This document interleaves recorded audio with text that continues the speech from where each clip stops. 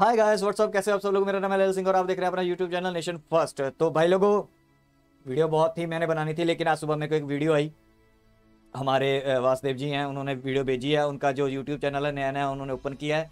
तो new India reply उनका YouTube का है, लिंक मैंने डिस्क्रिप्शन में दे दिया। इसमें उन्होंने फारिस को, ठीक है, बड़े प्यार से समझाया है। और मैं भी आज बड़े प्यार से बोलूँगा, जैसे आपने थंबनेल देख लिया होगा, कोई खास मैंने किया नहीं, उसका सिंपल फोटो लगा रखी है, ठीक है, और वासुदेव जी की लगा रखी है। उसको रिप्लाई किया है जो वो बार बार बोलता है, उसको बड़े तरीके से समझाया। वो तरीका आप देख लोगे, उन्होंने बड़ी अच्छी अच्छी एग्जाम्पलें दी हैं, बड़ा अच्छे अच्छे तरीके से बोला है। तो जो फारिस तू बोलता है ना हमेशा कि ना तस्य प्रतिमा अस्ति, तो उसका आज तेरे को परफेक्ट मीनिंग पता चलेगा। जो तेरे पास आते हैं ना अमन की आशा वाले, या कमेंट में तेरे को नहीं लोग समझा पाते, तो एक वीडियो बनाई गई है। भाई ने बोला था कि मेरी वीडियो वहां तक नहीं पहुंच पाएगी, तो भाई रिएक्शन जरूर करना। तुम भाई है मेरा, सोल्जर है एनएफसीसी नेशन फर्स्ट का, तो मेरा फर्ज बनता है कि अपने सोल्जर को हम आगे से आगे लेके जाएं। तो मेरी आप सबसे रिक्वेस्ट है, आप भी भाई के चैनल को लाइक करो, सब्सक्राइब करो। जो नेशन फर्स्ट के सोल्जर हैं जाके देखो, सपोर्ट करो, ठीक है। तो पहले हम वीडियो देखते हैं। मेरा इसलिए आज लहजा कम है क्योंकि जहाँ पे लहजा कम सॉफ्ट रखना है तो वहाँ पे सॉफ्ट है। ये इन्होंने सॉफ्ट वीडियो बड़े प्यार से बनाई है। इसने कचरा बोल दिया था, वो कचरा आज जो कचरा है ना, वो आज कचरे ने इसको प्यार से बताया है।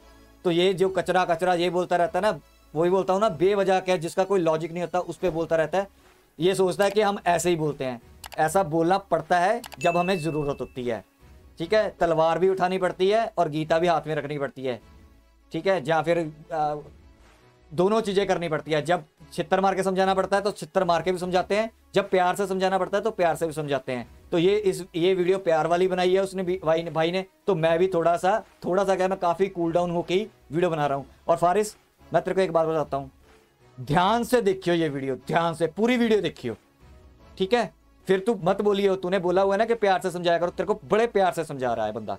और नहीं तेरे को समझ आएगी, ठीक है, तू गूगल पे वर्ड सर्च कर लेना, तेरे को पता चल जाएगा। और बड़े ध्यान से सुनियो, ठीक है, तेरे को समझ आ जाएगी। तो आप लोगों, जो मेरे इंडियन भाई लोग हैं, जो सोल्जर हैं, या फिर नए देख रहे हैं, उनको भी मेरा है, ध्यान से देखिए। जो PNMM का मैं नाम ले रहा हूँ, फारिस का नाम लिया, जिनको नहीं पता है, जो नए आए हुए हैं, या पुराने भी जिनको नहीं भी पता चल रहा है, पर काफ़ी वीडियो पुरानी पड़ी हुई है फारिस के ऊपर, PNMM के फोटो लगी हुई है, उसके साथ मेरी कंट्रोवर्सी थी। तो वो कंट्रोवर्सी चलती चलती यहाँ तक पहुँच गई है। तो पहले वीडियो देखते हैं, वीडियो देखने के बाद एंड में मैं थोड़ा सा तबसरा करूंगा। So let's start the video. दोस्तों, मैं वासुदेव कुमार आपका अपने YouTube channel new India reply में स्वागत करता हूं। तो आज का वीडियो है, एक पाकिस्तान का YouTube चैनल है जिसका नाम है PNMM, जिस पर फारिस नाम का एक पाकिस्तानी है जो वीडियो बनाता है। पहले वह भारत के चैनल्स पर रिएक्शन देता था और अपना प्रोपेगेंडा धीरे धीरे फैलाता था। उसके बाद उसने भारत के कुछ चुनिंदा चैनलों को चुना और उन पर प्रोपेगेंडा करने लगा, जिसमें से एक है नेशन फर्स्ट। नेशन फर्स्ट वाले भाई साहब उसकी बहुत अच्छे से क्लास लगाते हैं, इसलिए नेशन फर्स्ट वाले भाई को उसने खालिस्तानी एजेंट, ऐसे बहुत सारे टाइटल दे चुका है वो फारिस। उसके बाद उसने अब क्या किया है कि वो धीरे धीरे हिंदू धर्म पर प्रश्न चिन्ह लगाना शुरू कर दिया है। मैंने कल इसका एक वीडियो देखा था, एक इंडियन यूट्यूब चैनल है फेस टू फेस, उस पर इसने रिएक्शन दिया। उसमें इसने क्या किया, हिंदू धर्म पर प्रोपेगेंडा करना शुरू कर दिया।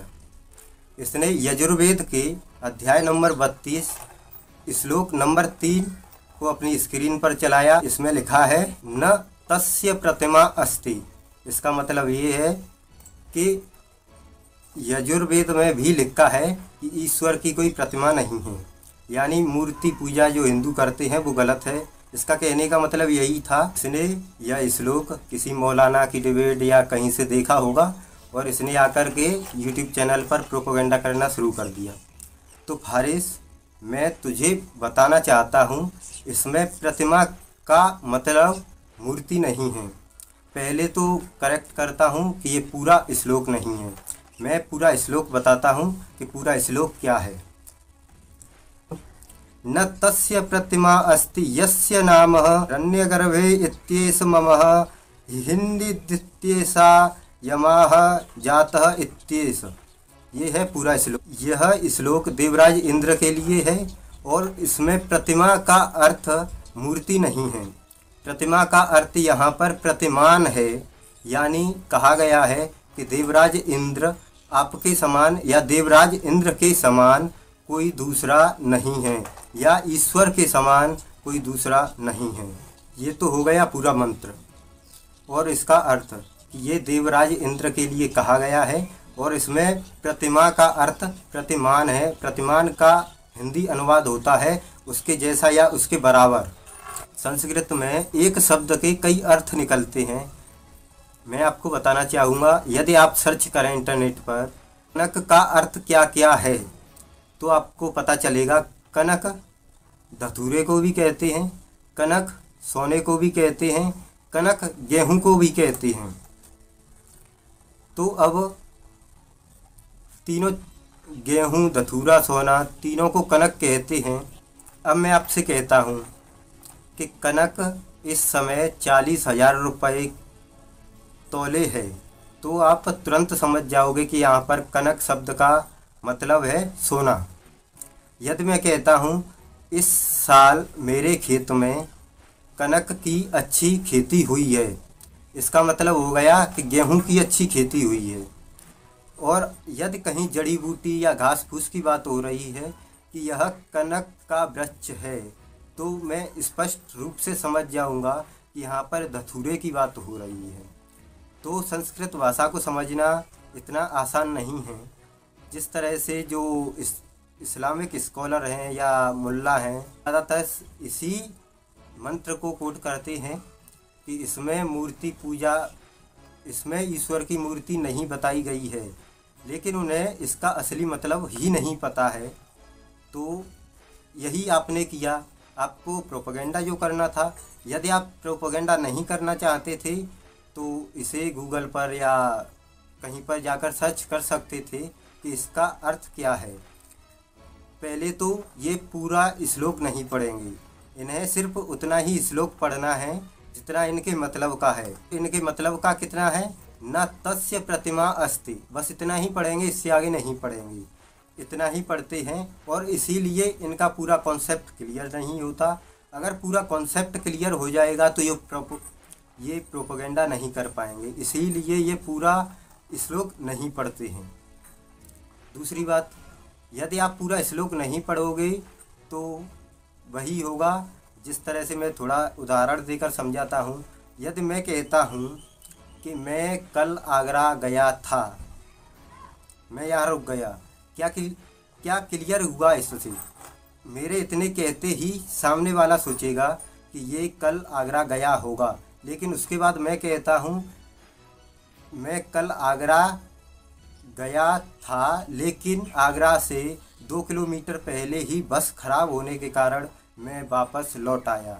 तो मैं आगरा तो पहुंचा ही नहीं, लेकिन सामने वाले को सिर्फ आधा बताने के कारण उसे लगेगा कि ये तो कल आगरा गया था। यही एक छोटा सा उदाहरण और दे देता हूँ। मैंने किसी किताब को खोला और उसमें से थोड़ा सा पढ़ा पीछे जाकर कि उस राजा की मृत्यु हो गई। इससे क्या कॉन्सेप्ट क्लियर हुआ? मृत्यु मेरे डेथ। कौन सा राजा, किसकी मृत्यु, कैसे हुई, क्या इससे कुछ पता चलेगा? नहीं पता चलेगा। यदि मुझे इसका सही अर्थ ढूंढना है या जानना है कि किसकी मृत्यु कब और कैसे हुई, तो मुझे शुरू से पढ़ना पड़ता है। यही है यहाँ पर। यदि आप पूरे अध्याय नंबर 32 को पढ़ोगे तो कोई डाउट रहेगा ही नहीं। सिर्फ आपको इतना ही कहा जाता है कि उस राजा की मृत्यु हो गई, वो आपने सोच लिया हाँ यहाँ पर लिखा है कि उस राजा की मृत्यु हो गई, पर कैसे, कब, क्यों, ये जानने के लिए आपको शुरुआत से पढ़ना पड़ेगा। आपके श्लोक का जवाब, इसे अच्छे से समझिए, उसके बाद पढ़िए। एक शब्द के अनेकार्थी शब्द का एक शब्द होता है। ये जानने के लिए आप गूगल पर जा सकते हैं या यूट्यूब पर भी जा सकते हैं कि अनेकार्थी शब्द, इतना सर्च कर लेना, आपको पता चल जाएगा। ये तो हो गया मेरा जवाब। और आगे आपने बात की कि ईश्वर एक है, अल्लाह एक है, कोई इसे ईश्वर कहता है, कोई अल्लाह कहता है, कोई अपने अपने धर्म के हिसाब से कहते हैं, लेकिन अल्लाह एक है। मैं आपको इसके लिए एक छोटा सा उदाहरण देता हूँ। मैं और तुम आमने सामने बैठे हैं, आपके पीछे एक पुष्प का पेड़ है उस पर से सुगंध आ रही है। आपने मुझसे कहा कि मुझे सुगंध आ रही है, लेकिन मैंने कहा कि सुगंध इस वृक्ष से या इस पुष्प से आ रही है। उसमें वह ने पुष्प फ्लावर। या वृक्ष आपके पीछे था, इसलिए आपको नहीं दिखा, लेकिन मैं उसके सामने बैठा था, मुझे दिख गया। अंतर सिर्फ इतना ही है, आप कहते हो कि ईश्वर निराकार है, हम कहते हैं कि साकार है। आप कहते हो कि उसकी कोई रूप रंग रूप वेशभूषा नहीं है, हम कहते हैं कि उसका रंग रूप वेशभूषा है। ईश्वर अपने हिसाब से रंग रूप वेशभूषा रख सकते हैं, ये हमारा मानना है, लेकिन आपका मानना है कि उसका कोई रंग रूप वेशभूषा नहीं है। ये तो हो गया मेरा कॉन्सेप्ट या मेरा उदाहरण, लेकिन मैं इससे सहमत नहीं हूँ। क्यों? अगर ईश्वर अल्लाह या जितने भी धर्म हैं उनके भगवान सिर्फ एक हैं, तो कुरान में मनुष्य यानी मानवों को दो हिस्सों में क्यों डिवाइड किया गया है? ह्यूमन, एक गैर मनुष्य। मुस्लिम, दूसरे मुस्लिम। अगर सबका ईश्वर एक है तो दो पक्षों में क्यों बांटा हुआ है उनको, कि एक अल्लाह को मानने वाले और दूसरे काफिर। अब हमारे धर्म में देख लीजिए, हिंदू धर्म में यहाँ पर किसी भी प्रकार के धर्म की बात नहीं की गई है कि हिंदू धर्म या क्रिश्चियन धर्म या सिख धर्म या मुस्लिम धर्म। यहाँ पर सिर्फ मानवता की बात की गई है।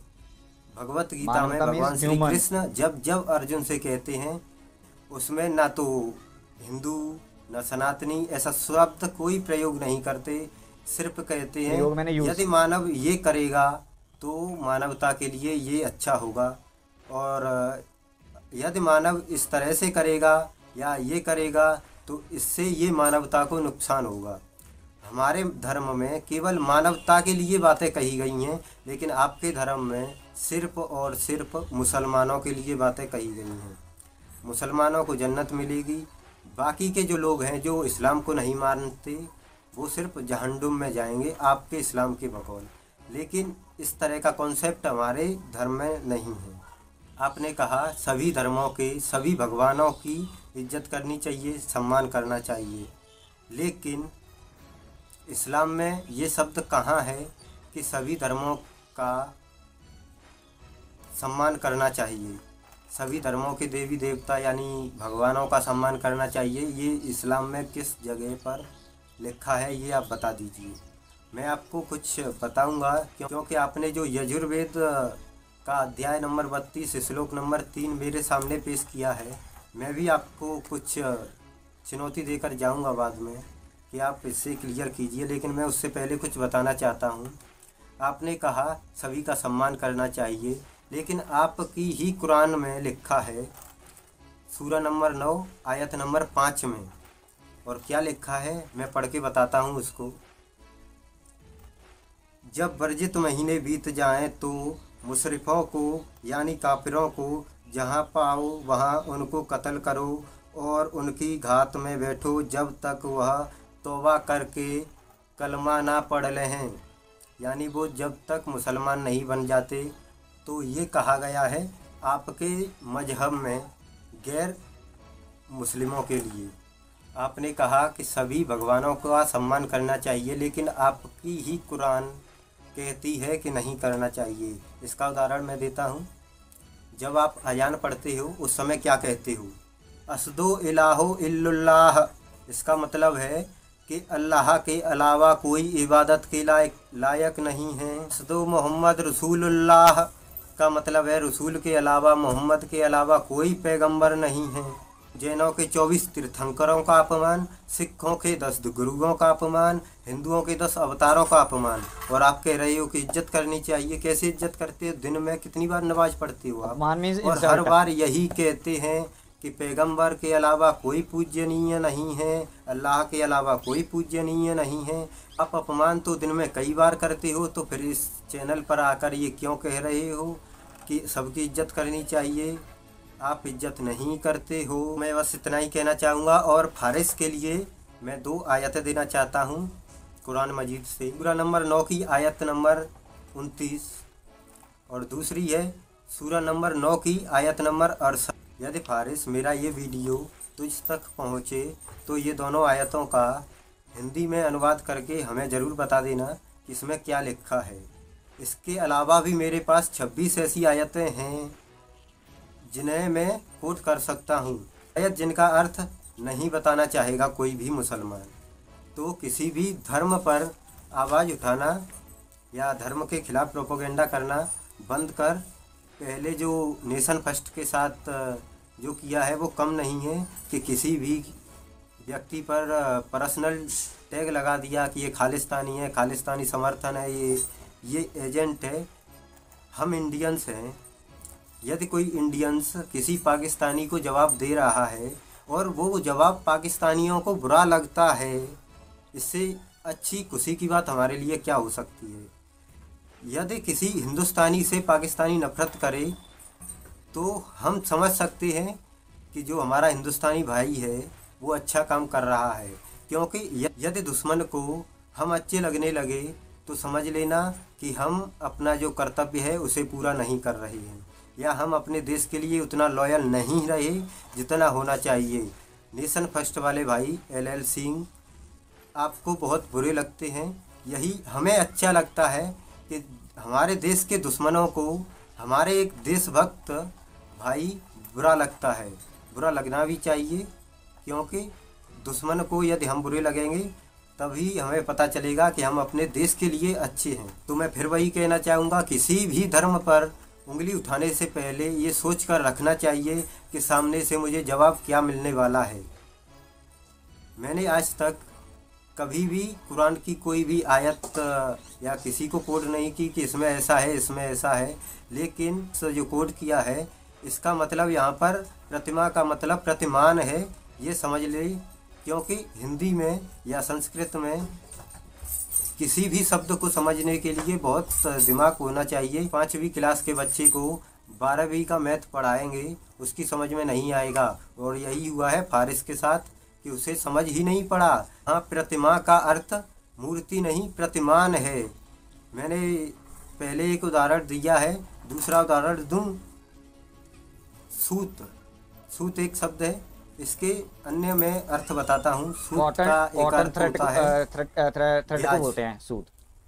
दूसरा अर्थ होता है धागा। तो जहाँ पर धागे की बात हो रही होगी, रस्सी डोरी की बात हो रही होगी, यदि वहाँ पर सूत शब्द दे दिया जाता है तो उसका मतलब हो जाता है धागा। यदि कहीं पैसे या ब्याज लेन देन की बात हो रही हो, वहाँ पर यदि सूत शब्द दे दिया जाता है तो उसका मतलब हो जाता है ब्याज। ये समझने के लिए दिमाग होना चाहिए। तो चलिए वीडियो यहीं ख़त्म करते हैं। जय हिंद, जय भारत। तो चलो एंड में ये भी थोड़ा सा रोस्ट करके, कोई बात नहीं। अब बात ये है कि ये फ़र्क होता है, ये मैं हमेशा बोलता हूँ फारिस, आइडेंटिटी क्राइसिस है तुम लोगों में, ठीक है। हम जिस देश के वासी है ना, वो देश कई लाखों साल पुराना है, और यही फ़र्क है तुम में और हम में। तुम कहते हो ना हमें एक ही हैं, तुम एक नहीं रहे। 1947 के बाद तुम एक नहीं रहे, तुम हम में से नहीं हो। तुम बात सुनो ध्यान से, 1947 से पहले पाकिस्तान नहीं था, फिर पैदा हुआ, ठीक है। उससे पहले तुम यहाँ पे रहते थे, और जो आपका जो रिलीजन है, ठीक है, वो बाहर से आया था, इंडिया का रिलीजन नहीं था, ठीक है। सबसे पहले वहाँ पे आपको क्राइसिस हो गया, आइडेंटिटी क्राइसिस हो गया। आपको अपने आप को इंडियंस मानते नहीं थे कभी, ना मानते हो, ठीक है। उसके बाद ना आपको अरब मानते हैं अपना, ना आपको अफगान अपना मानते हैं, ना मुगल मानते हैं, ठीक है। आप कभी चेक कर लेना कि वो क्या कहते हैं। इसीलिए हमारे यहाँ पे संस्कृत जो लैंग्वेज है वो हज़ारों साल पुरानी है, हज़ारों साल। इसीलिए हम स्टेबल हैं, हम मिल के रहते हैं यहाँ पे। हमें एक दूसरे का, जैसे ये भाई हैं, ठीक है, ये बिलोंग करते हैं। मैं रिलीजन वगैरह इस पर ज़्यादा जाता नहीं हूँ, लेकिन मैं फिर भी अब आज बात हो रही है तो मैं बता देता हूँ। ये हिंदुज़म से बिलोंग करते हैं, लेकिन इनको आयतों के बारे में भी पता है, ठीक है, क्योंकि ये उस माहौल में रहते हैं, उनके साथ रहते हैं, पढ़ते लिखते हैं। तुम्हारे यहाँ पे ये माहौल नहीं है, ठीक है, इसलिए तुम पीछे रह गए हो। बेसिकली तुम्हारा सब कुछ उधार का है, तो पाकिस्तान उधार का। गुस्सा मत करना, ध्यान से मेरी बातें सुनना। आज भाई प्यार से बोल रहे थे, इन्होंने प्यार से वीडियो बनाई है, तो मैंने भी सोचा कि मुझे भी थोड़ा सा ऐसे ही थोड़ा सा कूल रख के तेरे को समझाने की कोशिश कर रहा हूँ। वैसे मैं समझाता नहीं हूँ, मैं थोड़ा हार्ड ही हूँ, लेकिन फिर भी पाकिस्तान उधार का, उर्दू तुम्हारी उधार की, वो भी तुम्हें सही नहीं बोलनी आती। अगर आप तुम्हें सही उर्दू देखनी है ना तो लखनऊ की है उर्दू। यहाँ पे आओगे ना तो वहाँ यहाँ पे जो इंडिया में उर्दू बोलती है एक्चुअली उर्दू वो है, ठीक है। उर्दू तुम सही से नहीं बोल पाते, पंजाबी तुम सही से नहीं बोल पाते, पंजाबी भी तुम्हारी सही नहीं है, ठीक है। पंजाबी तुम्हें पढ़ना नहीं आता, उर्दू तुम बोलते हो, ठीक है। पंजाबी तुम्हें गुरमुखी में होती है, पंजाबी जिसको तुम अपनी लैंग्वेज बोलते हो ना, वो पंजाबी पंजाब की लैंग्वेज है। और गुरमुखी है, गुरमुखी मतलब होता है गुरुओं से आई हुई, गुरुओं की लिखी हुई, ठीक है। तो वो लैंग्वेज तुम्हें नहीं आती, हिंदी तुम्हें नहीं आती, इंग्लिश तुम्हें नहीं आती, ठीक है। इस सब में फेल इसलिए हो क्योंकि तुमने कभी अपने आप को किसी रूट से जोड़ा ही नहीं। अगर तुम जोड़ के रखते ना तो तुम्हें ये प्रॉब्लम नहीं आती।